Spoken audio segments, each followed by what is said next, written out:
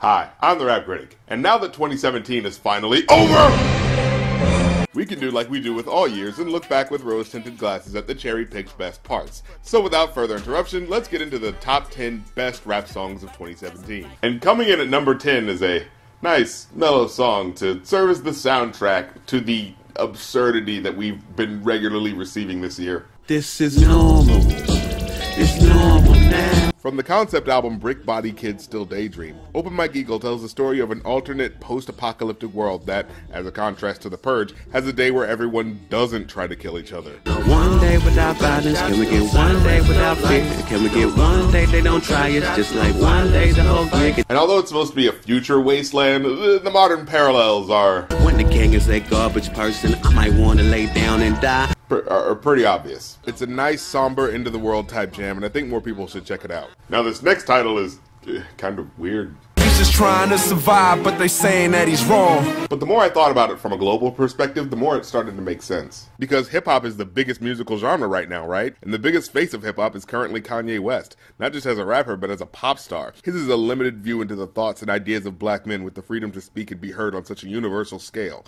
So his inspiring ideas and his most arrogant blunders get simulcast as a representation of black men to the wider audience. So it unfortunately becomes his responsibility for how black men are to be seen, which serves in some cases to reaffirm the uncontrollable, quote-unquote, savage nature of black men through his actions, and as part of the kickback of confirming the racist suspicions of a society that's told to not respect black people in subtle ways throughout our culture, these stereotypes perpetuate themselves in the perception of all black people, reflecting back how black people are viewed and how black people view each other. But at the same time, the success in the story that Kanye also brings to his young listeners inspires them to succeed, believing that if Kanye West can make it out of this situation, so can I. And every day he puts his backpack on, his headphones in, and he plays that song. So God bless Kanye West and every other brother of color that's under stress. So when Merce tells you the stories of this kid who gets bullied everywhere he goes based on his impoverished surroundings, his encounter with the police at the end is all the more heartbreaking.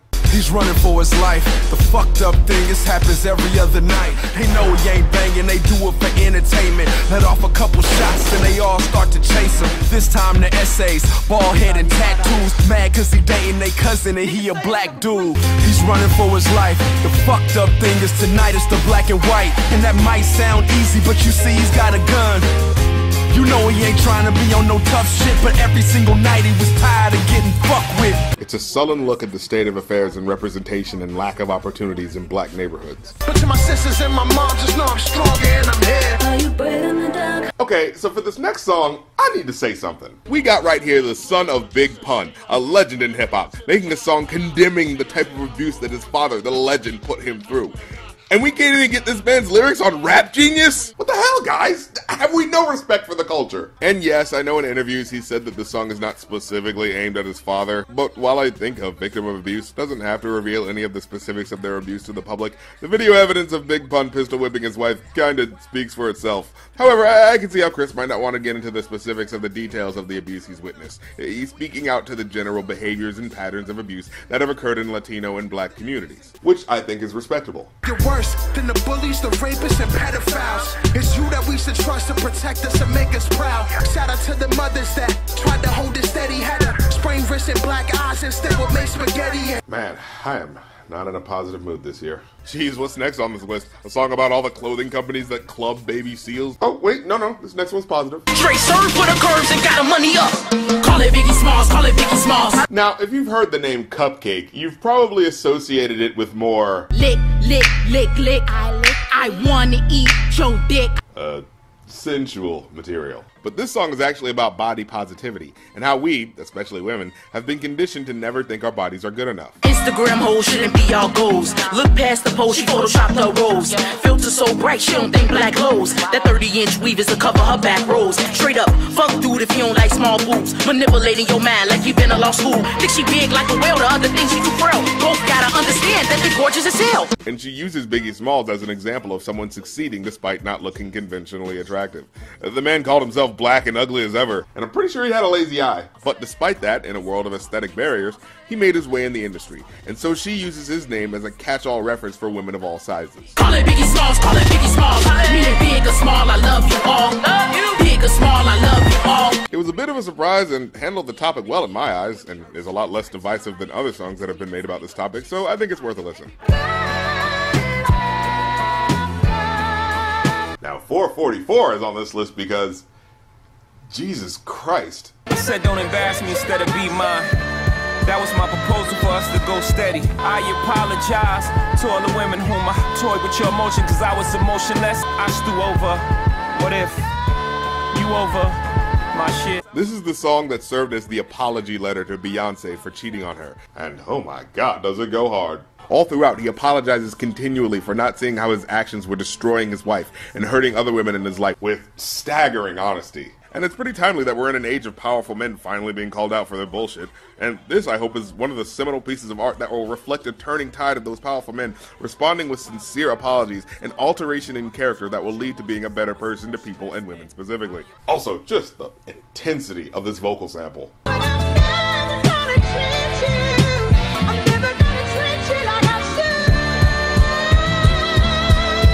It's a brilliant song and hopefully a marker for the change to come.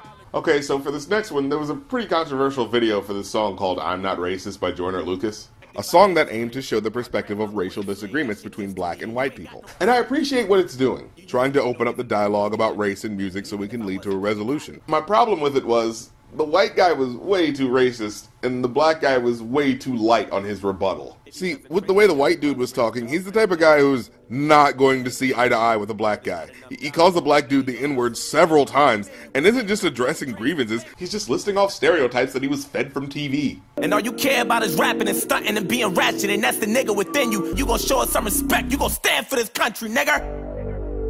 I'm not racist. See, I get the idea that he's saying racist things, but thinks he isn't. But it's plain to see that a guy saying the N-word that many times and that harshly is filled with hate. But I'm of the firm belief that that's not how most white people are about race. It's not just a bunch of poor rednecks that have racist views, which kind of turns it into a class thing, like, oh, only those jobless white trailer trash are racist. No.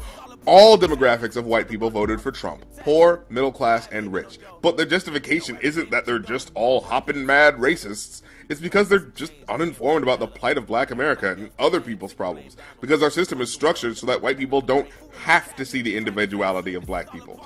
And without a media that takes care to have more humanizing depictions of black people, white people are isolated at every turn of learning about the nature and history of how black people have been treated.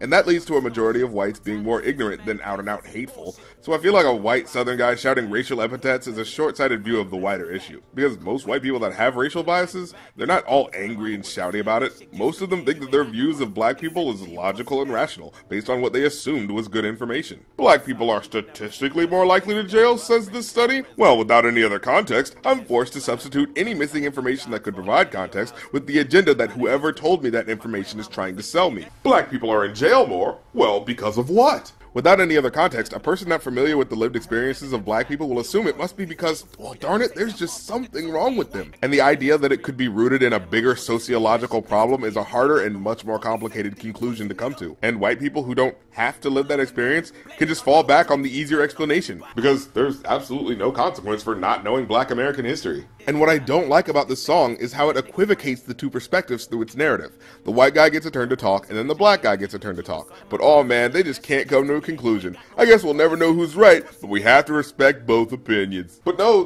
that's wrong, because the person with less experience with something is usually wrong about it compared to the person who is experienced. If the average person is talking to a rocket scientist about rocket science, most of what that average person is going to be thinking is going to be wrong, because they just don't know the topic like the person who studies it has to. See, the argument here isn't white guy thinks things, black guy thinks things, who's to say who's right?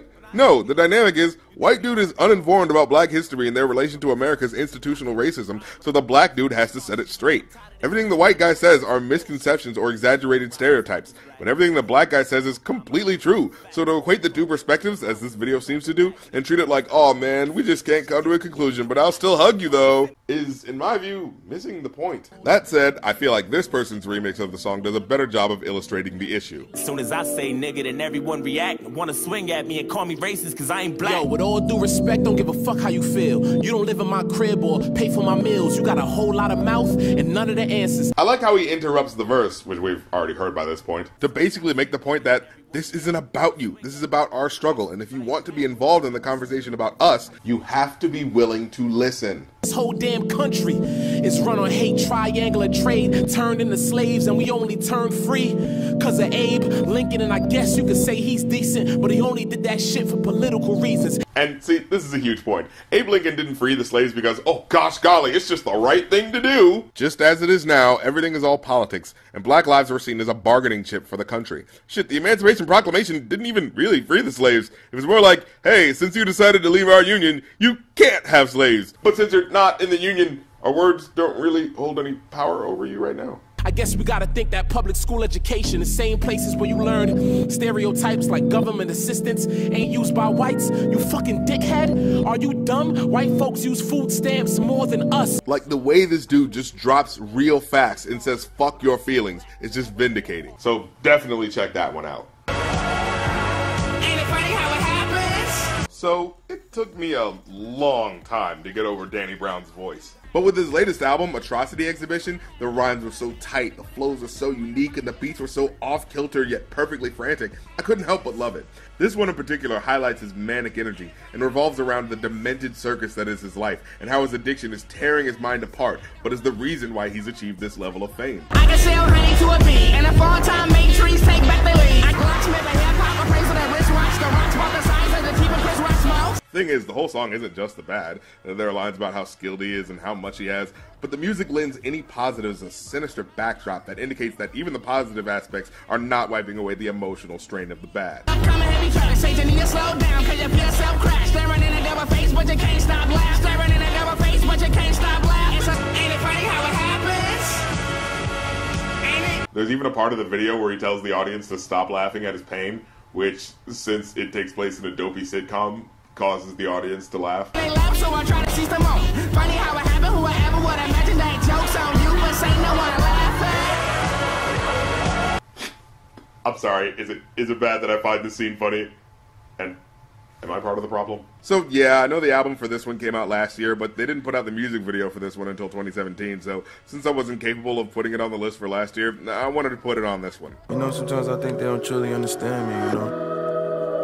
Because they don't. So this song is about America reckoning with its racist past. Noticing a bit of a theme this year. And by the way, I'm not doing this on purpose. It really just felt like a lot of artists stepped up their socially conscious material, and it's inspiring to me. Rappers have been making it clear that this conversation is not going away, so we need to address it. Finally. They disorganized my people, made us all loners. Still got the last names of our slave owners. Man. You know, that's something you don't think about until someone brings it up. Because the truth is, every African American in this country has the last name of someone who owned, raped, and murdered their ancestors. And that last name carries with it the legacy of psychological branding that was part of the stripping of culture as a way of forced assimilation into a Eurocentric worldview. We too worried to fit in while they been benefiting. Every time you submit it, we all guilty admitted. And it brings up the screw everyone else, I got mine mentality that runs rampant in America, and is part of how the division in black communities continues. Because the separation of culture and people was done on purpose and with malicious intent, and it's going to take purpose and proper care and attention to the struggles of the community to fix that rift. If the other songs about racial inequality on this list were about the outward backlash against racial ignorance, this song is taking an inward look at our culture and issues, and what we need to do to get back on track, and I dig it. Now, this year, we had a legendary MC come out of the woodwork to craft a scathing condemnation of racism behind the badge. But, yeah, I think this guy did it better.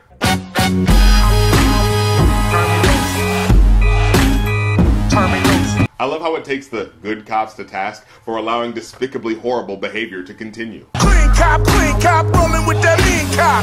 Still trying to act proud as a peacock. Good cop, where is your dignity? Where's your empathy? Where is your sympathy? Bad cop asking you to lie in court. Send another young brother up north. Send another young young sister off course. Why these motherfuckers chill on the golf course? Good cop, is that just a fantasy? Hell on that nigga, snitch on that bitch. Truth be told, motherfuck the blue code. Honestly, it feels like a huge step up from the classic Fuck the Police, because in that one, yes, it's important what the song in general did for the public discourse in hip-hop, but on a lyric-by-lyric basis, a lot of the verses fell back on gangsta posturing than any real issues with the police. This one doesn't just take a stand, it makes a point. NWA said fuck the police as a whole. Good Cop, Bad Cop narrows the focus and says, yeah, you know those not all bad cop arguments people keep throwing around when a cop does something bad? Yeah, see, that doesn't matter, because there's still a huge problem with abuse of force. And as well, if none of the good cops are doing anything about this systemic issue, then logically, they're all complicit in a way. And I hope songs like this can give voice to these concerns and apply pressure to law enforcement to get things to change. Because, you know, I actually kind of like the idea of people being treated fairly and equally under the law and not just assuming and trusting that it must be fair just because people with guns and badges are around, right? So let's work towards that better future. Also, you cannot lie. This beat bangs hard as fuck.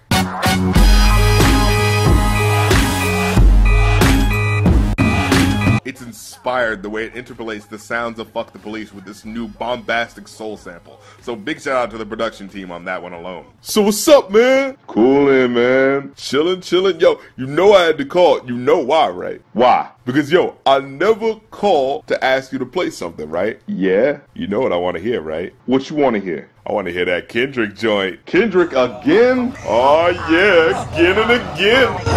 I got loyalty inside my DNA. I don't mean this in any way as a play on words when I say this, but damn, this shit is incredible. The intensity, the imagery, the heart-pumpingly headstrong bravado, it's just insane all around. I know murder, conviction, burners, boosters, burglars, ballers, dead, redemption, scholars, fathers dead with kids, and I wish I was fed forgiveness, yeah, soldier's DNA. Oh my god, and yo, the switch up halfway through, bro, I don't even want to show it to you, just in case you're one of those people who hasn't heard this song yet. Just go listen to it. Never have my eyes popped further out of my head than when this beat decided to give absolutely no fucks and gear switch mid-tempo to another more head-banging beat. I know this whole list has been like all social issues and shit, but even someone steeped in wanting social consciousness in their music can't deny the talent and presentation put on display here. There's no words I can say that'll give it justice other than damn. Seriously, go buy this album. But okay, that's my list. And if you've got a song that I'm sure I missed, put them in the comments section. Let's keep sharing good music with each other and try to have a good time in the new year. And be sure to check out the Going Off Podcast album reviews every Sundays, end of the year Billboard streams every Wednesdays and Saturdays. Oh, and if you want to support the show, go check out my Patreon to get new episodes before everyone else for only $1, and go to my Redbubble to get some cool ass merch. Thank you so much for watching, and hey, here's to a new year's worth of good music. Peace.